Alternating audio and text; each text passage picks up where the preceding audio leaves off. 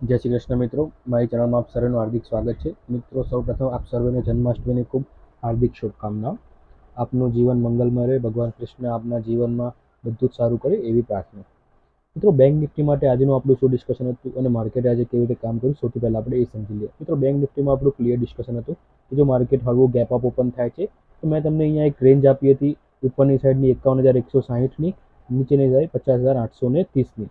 આ બે લેવલ આપણે માર્ક કરી રાખ્યા હતા. અહીંયા ઉપરની સાઈડનું લેવલ આપણા માટે ઇમ્પોર્ટન્ટ આજનું હતું, કારણ કે માર્કેટ આજે ક્યાંક ને ક્યાંક અહીંયા ગેપ અપ ઓપન થયું. ગેપ અપ ઓપન થઈને આપણે ગેપ અપના કેસમાં આપણી કન્ડિશન હતી કે ફર્સ્ટ કેન્ડલ ગ્રીન બનવી જોઈએ. ફર્સ્ટ કેન્ડલ ગ્રીન બનીને આ લેવલને બ્રેક કરશે તો આપણને આ રીતનું એક મોમેન્ટમ જોવા મળશે. આ રીતનું મેં તમને ચાર્ટમાં ડ્રો કરીને બતાવ્યું હતું. અહીંયા મિત્રો તમે જોશો માર્કેટ ક્યાંક ને ક્યાંક આપણા લેવલની આજુબાજુ ગેપ અપ ઓપન થયું, તો માર્કેટ ગેપ અપ ઓપન થઈને ફર્સ્ટ કેન્ડલ અહીંયા રેડ બનાવી નાખી. તો આ રેડ કેન્ડલ બની એના કારણે આજે ગડબડ થઈ ગઈ. જો આ કેન્ડલ ગ્રીન બનીને જેવી રીતે આ કેન્ડલે બ્રેકઆઉટ આપ્યું છે, જો ફર્સ્ટ કેન્ડલે આવી રીતે બ્રેકઆઉટ આપ્યું હોત તો આ મોમેન્ટમ જે અહીંયા આવ્યું એ આવું કન્ટિન્યુએશન મળે, આવું ફોલ ના આવે.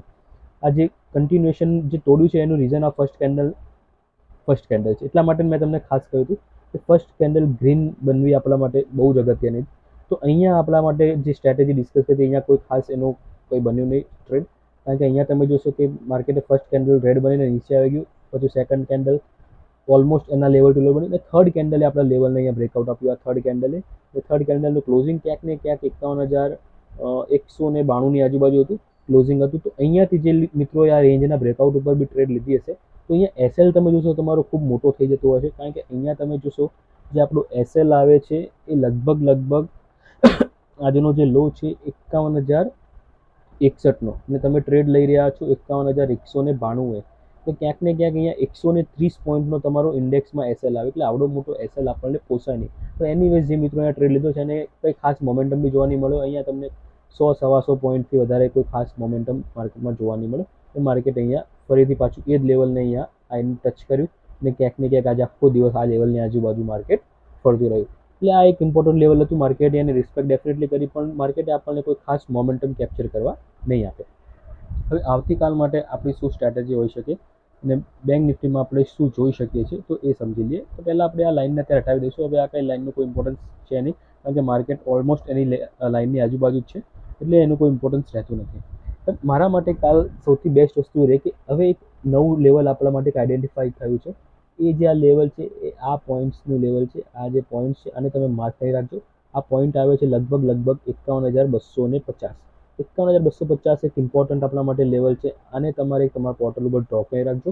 તો કાલે સૌથી બેસ્ટ વસ્તુ એ રહે કે આજનું જો ક્લોઝિંગ ક્યાંક ને ક્યાંક અહીંયાથી છે, તો માર્કેટ અહીંયા ગેપ અપ ઓપન થાય ક્યાંક ને ક્યાંક 51,230, 240, 250 ક્યાંય ને ક્યાંક, અને અહીંયાથી માર્કેટમાં એક રિજેક્શન આપણને જોવા મળે, અને અહીંયાથી આપણે એક પીની પોઝિશન ટ્રાય કરીશું ડેફિનેટલી, પણ એકદમ લેસ ક્વોન્ટિટીમાં. મિત્રો, અહીંયા હું લેસ ક્વોન્ટિટી જ્યારે મેન્શન કરું ત્યારે સમજવું કે આ રિસ્કી ટ્રેડ છે. તો લેસ ક્વોન્ટિટીમાં આપણે 51,225ની આજુબાજુથી આપણે એક પીની પોઝિશન ટ્રાય કરીશું, જેનો એસએલ આપણે આ કેન્ડલનો હાઈ છે. આ કેન્ડલનો હાઈ આવે છે 51,280, એટલે ફક્ત 30 પોઈન્ટનો આપણો એસએલ, 30 પોઈન્ટનો એસએલ આપણો છે. અને અહીંયાથી જો માર્કેટ રિજેક્શન ખાતે તો આપણને લગભગ અહીંયા ક્યાંક ને ક્યાંક જે પરમ દિવસનો ક્લોઝિંગ પ્રાઇસ છે 50,930, 50,930 સુધીનો માર્કેટ આપણે ટાર્ગેટ આપી શકે છે.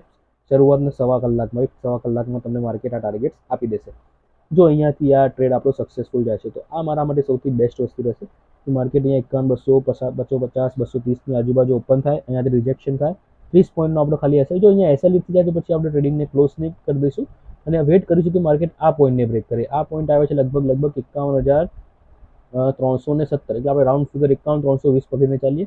તો જ્યાં સુધી માર્કેટ 51,320ની ઉપર ના નીકળે ત્યાં સુધી તો આપણે સી વિશે વિચારવાનું જ નથી કાલના દિવસ માટે. આ વસ્તુ તમારે મગજમાં મિત્રો બેસાડી દેવાની છે કે 51,320 એટલે આ પોઈન્ટની ઉપર જ્યાં સુધી માર્કેટ ના નીકળે ત્યાં સુધી કોલનું વિચારવાનું નથી. જો અહીંયા એસએલ હિટ થઈ જાય તો શાંતિથી બેસી જવાનું છે, પછી આ રાહ જોવાની છે કે માર્કેટ આ પોઈન્ટને બ્રેક કરે તો આપણે અહીંયામાં કોલમાં બેસીશું. તો ઉપરની સાઈડ આપણને ટાર્ગેટ 51,650, 51,850 સુધીના ટાર્ગેટ્સ આપણને જોવા મળી શકે છે, પણ એના માટે આ પોઈન્ટનું બ્રેક થવું જરૂરી છે. એટલીસ્ટ એક 5 મિનિટની કેન્ડલ આ લેવલની ઉપર ક્લોઝ થવી જરૂરી છે. તો આ એક સેકન્ડરી વસ્તુ છે જો અહીંયા એસએલ હિટ થઈ જશે. અધરવાઇઝ ફર્સ્ટ મારી પ્રાયોરિટી યાદ રહેશે કે 51,250ની આજુબાજુ આપણે ક્વીની પોઝિશન ટ્રાય કરીએ એકદમ લેસ ક્વોન્ટિટીમાં. 51,280નો એસએલ, ટાર્ગેટ 50,930. જો માર્કેટ અહીંયા ફ્લેટ જ ઓપન થાય છે, ક્યાંક ને ક્યાંક અહીંયા ઓપન થાય છે, તો નીચે અહીંયા સપોર્ટ ઘણા છે, આ સપોર્ટ છે, નીચે ક્લોઝિંગ પ્રાઇસ સપોર્ટ છે, તો માર્કેટ ક્યાંથી બી રિવર્સ થશે, માર્કેટ આવી રીતે એક સાઇડવે મોમેન્ટમ કન્ટિન્યુએશનમાં રાખી શકે છે. તો આપણા માટે કોઈ ખાસ રહેશે નહીં. જો માર્કેટ ગેપ અપ ઓપન થાય છે, મોટું ગેપ અપ ઓપન થાય છે, gap up in the sense કે 51,320ની ઉપર જ ગેપ અપ ઓપન થાય છે, અથવા તો મોટું ગેપ ડાઉન ઓપન થાય છે અને ગેપ ડાઉન 51,061 એટલે આ પોઈન્ટની નીચે ઓપન થાય છે, 51,320ની ઉપર અને 51,060ની નીચે, આ બેની ઉપર નીચે જો gap up gap down open થાય છે તો આપણે માર્કેટમાં 30 મિનિટ માર્કેટમાં વેટ કરીશું અને પ્રાઇસ એક્શન જોઈને ટ્રેડ લઈશું. પ્રાઇસ એક્શન એટલે જો ટ્રેન્ડ આ રીતનો જતો હોય તો આપણે એક નીચેના લો ઉપર એટલે નીચે રિટ્રેસમેન્ટ ઉપર સી લઈશું. તો માર્કેટમાં આ રીતે પ્રાઇસ એક્શન બનતું હોય તો એક પુલબેક ઉપર આપણને અહીંયા એક પીની પોઝિશન લઈશું. તો આ રીતે આપણે પ્રાઇસ એક્શનના બેઝ ઉપર ટ્રેડ લઈશું. અધરવાઇઝ આપણા માટે સૌથી બેસ્ટ ફેવરેબલ ટ્રેડ આ જ રહેશે, જે મેં તમને કહ્યું 51,250ની આજુ પી અને જો અહીંયા એસએલ થઈ જાય તો 51,320ની ઉપર સી.